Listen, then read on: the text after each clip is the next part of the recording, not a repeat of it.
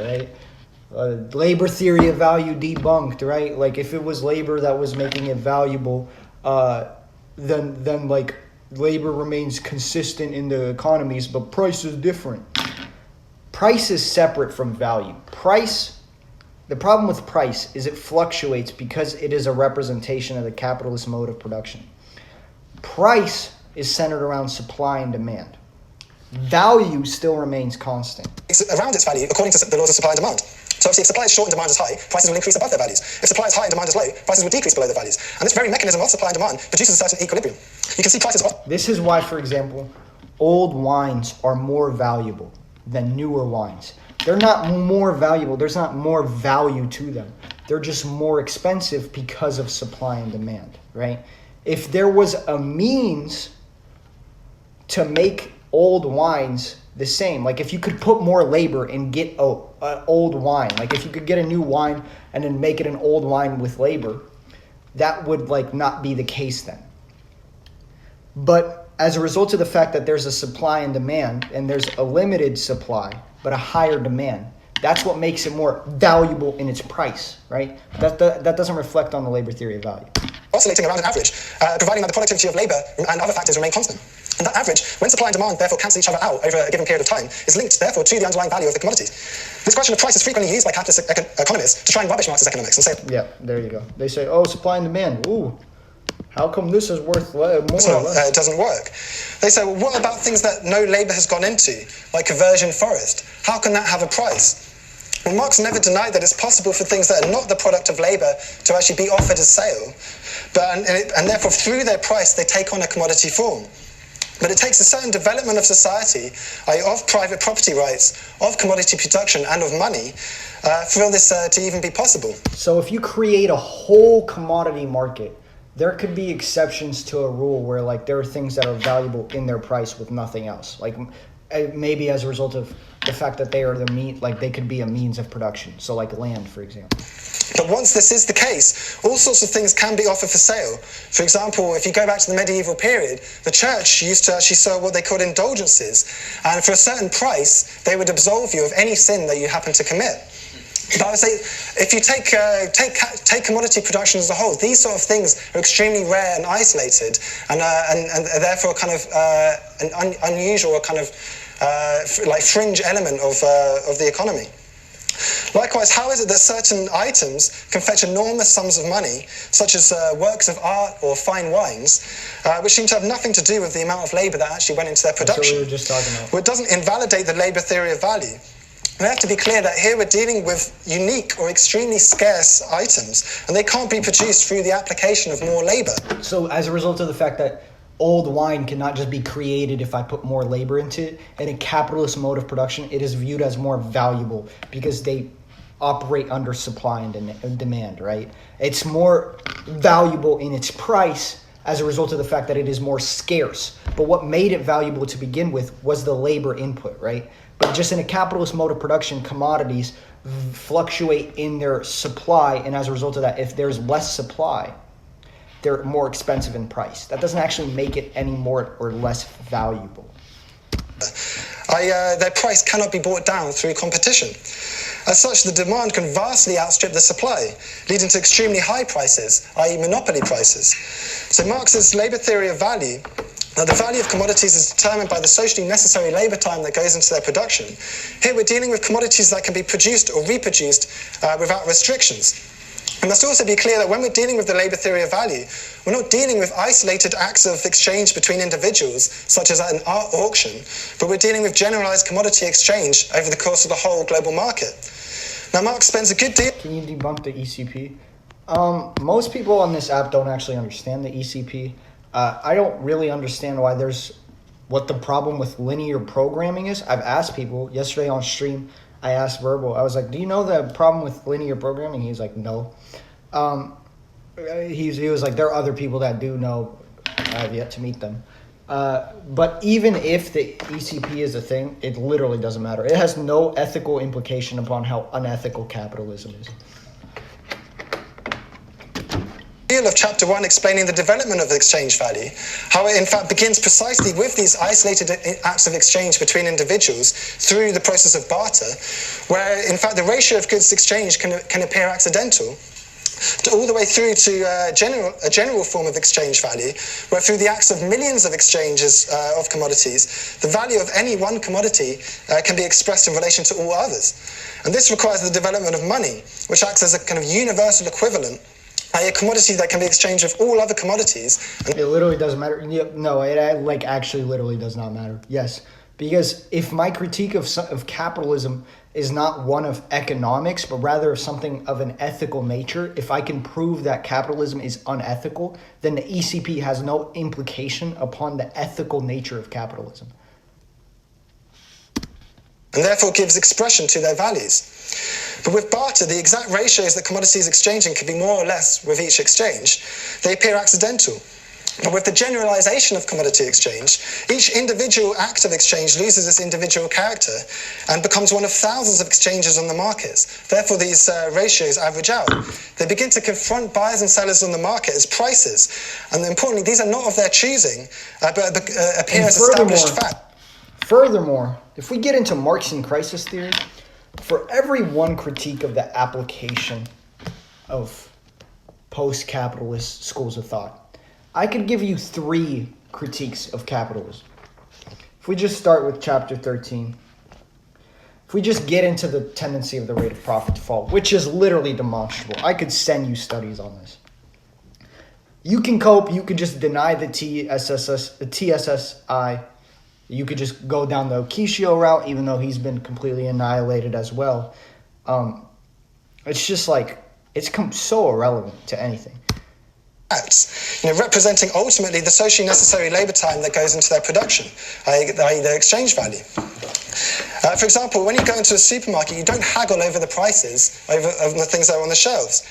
Or even in areas of the market where you might be expected to haggle, the price that you haggle around isn't arbitrary. And in fact, you come to generally know the going rate of things. Now, Marx says, in the midst of the accidental and ever-fluctuating exchange relations between the products, the labour time socially necessary to produce them asserts itself as a regulative law of nature. How to reply when someone says communism is unrealistic? Pragmatism doesn't take away from ethical truths. So slavery was unethical, right? And this is directly analogous, just having this conversation. So let's say we have a conversation, right? In this conversation, I say, capitalism is inherently unethical. Here's why. Blah, blah, blah, blah, blah, blah. You agree with me. You're like, wow, that is pretty unethical. And I'm like, okay, so you're a communist now. No, I just don't think communism is realistic. Scenario B. It's 1700.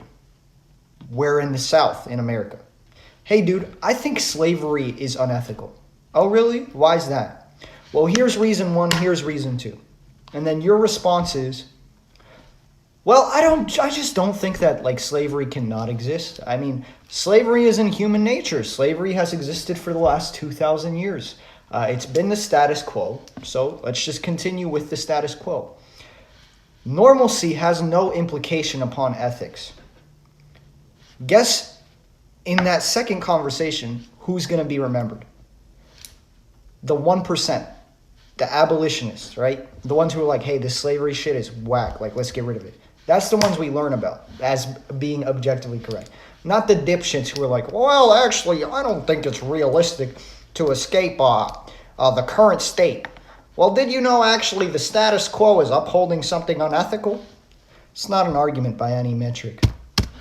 Note, this law is not something that's timeless or imposed from without, but emerges from the interactions within. Once commodity exchange reaches a certain level of development, it becomes generalized. Importantly, Marx explains how this law becomes mystified, how it becomes obscured. Rather than understanding value as ultimately a social relation between people engaged in the Yeah, the rest of this lecture is pretty dog shit. But there we go. So, TLDR, what is a commodity? A commodity is something that satisfies a human need. It has a use value. It has an exchange value. All commodities have to have an exchange value because there are things that in prior times had use values that were not commodities. I make crops for myself. There's no exchange value to that. That's not a commodity. I make a coat for a commune. There's no exchange value in that. That's not a commodity. In a capitalist market, I create books, or I make gallons of water, take them to market for an exchange value, right? That's what makes it a commodity. But in order to get a raw good to the place of it being exchangeable, I have to put labor into it, whatever it may be. Everything necessitates labor. All commodities necessitate labor. This means that value is deriving from the labor, right? As a result of that, and this is demonstrably true, I could eventually, there's a document being worked on, I will release demonstrable evidence of the labor theory of value. But as a result of that, anytime anyone steals from my labor, if a capitalist takes 20% of what I put in, or I earned as a result of my labor by taking a raw good to an exchangeable good, that is theft, right? Boom. Labor theory of value, true and epic. There we go. There was something else I needed to cover on TLDR. Oh yeah. Well, what if I dig a mud pie? Not all rectangles are squares, but all squares are rectangles. Quote of the day. Not all labor is valuable, but everything that is valuable necessitates labor. Not all labor is valuable, but everything that is valuable necessitates labor.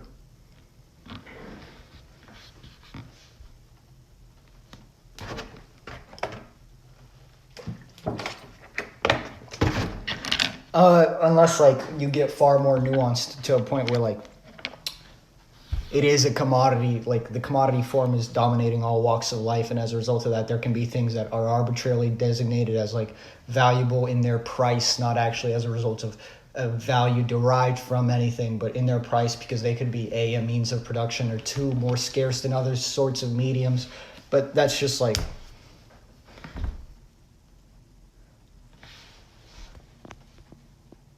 how do you respond to the ECP? Dude, once again, I don't care about the ECP.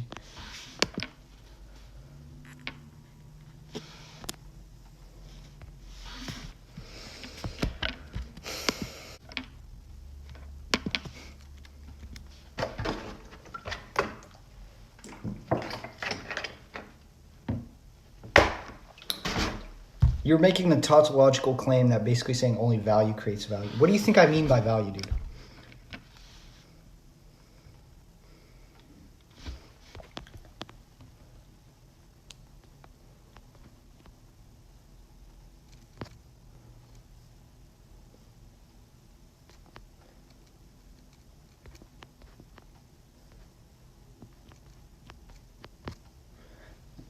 The ECP is goated. Dude, I've read your comments before. You definitely do not know what the ECP is. Human nature is what you make. Yeah, human nature is reflective of a material condition in concurrence with existence. Human nature is not actually innate beyond like a drive to eat, reproduce, and sleep.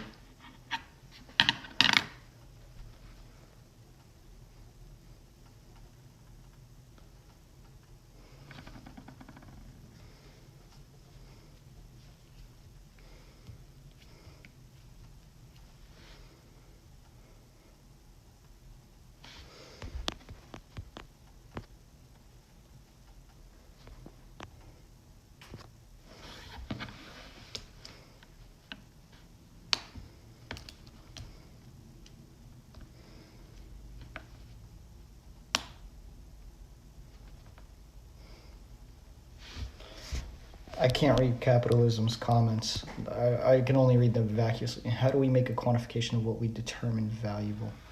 I know Marx describes as quantification. Oh, dude.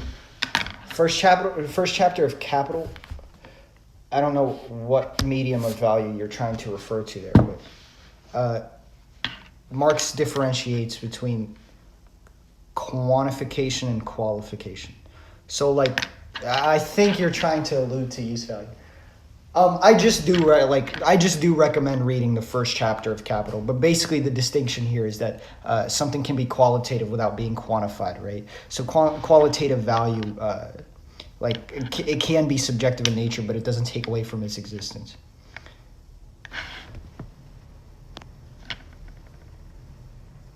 You know that ECP is a critique of communism, not capitalism? Yes, what the fuck?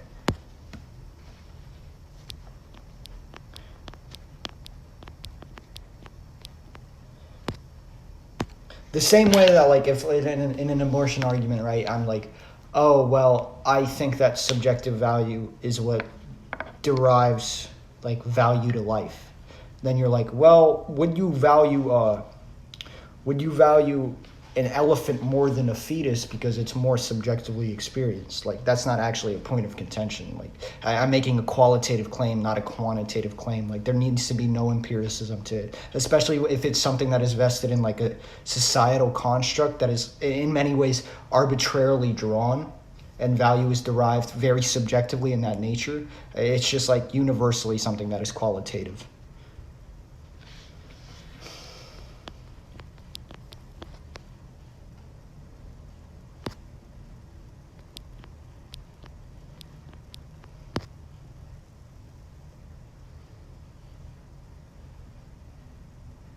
You get rid of exchange values, you abolish the commodity form.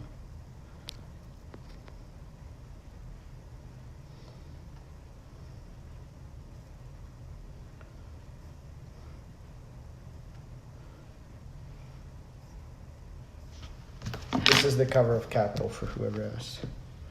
This edition, I would not buy. It has too many useless fucking prefaces.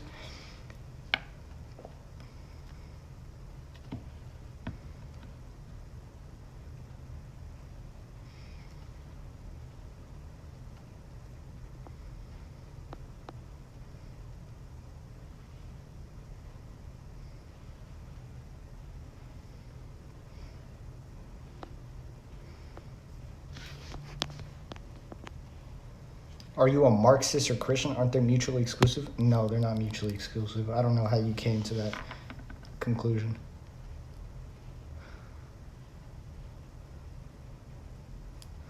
Why is theory so gatekept and difficult to understand? Theory is gatekept because like dumbasses can walk away with the wrong interpretation. Like, how do you think the Austrian school became a thing? Jokes. Although I do regard most Austrians as dumbasses. Probably not like in positions of, I suppose, not authority, but regarded as intellectuals. So basically, here's the way I look at it, right? So we are laymen, right? We're pretty fucking dumb. Like, everyone on TikTok is pretty fucking dumb. But yet, still, like, Austrians are the laughingstock, right? And someone like Mises, right, would slaughter me in any sort of discussion. But that's not because that's because I'm not an intellectual, right? But in the case of intellectuals, he was brushed off as a joke, right? Austrian economists, people don't take them serious. Like, the praxeological method, people in intellectual fields don't take them serious. The same way, like, at a layman scale, I don't take them serious.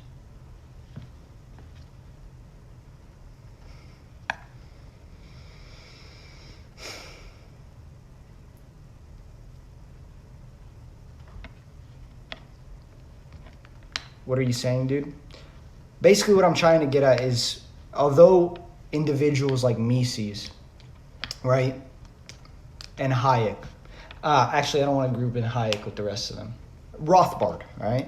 Mises and Rothbard. Yes, they are infinitely smarter than me and would absolutely make a mockery of me on pretty much any ethical or economic prescription. But they're the laughingstock of their realm of intellectualism. I would consider that people would regard these people as intellectuals. But they were the laughingstock of their intellectuals. Their clique in many instances, I suppose. The same way the average person probably regarded William F. Buckley as an intellectual, and the same with Noam Chomsky. But William F. Buckley was the laughingstock of Noam Chomsky.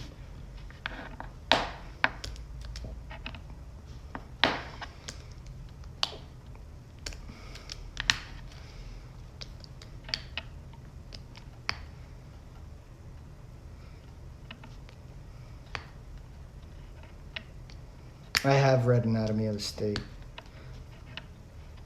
Parts at least. Every time I get on a flight, I'm like, this time's the time that I'll read Anatomy of the State. And then I get into like the first chapter, I'm like, God, this is fucking insufferable. Alright, I'm gonna go live again in a bit, like probably in a few hours on Omegle and then on my Twitch, but for now I'm done.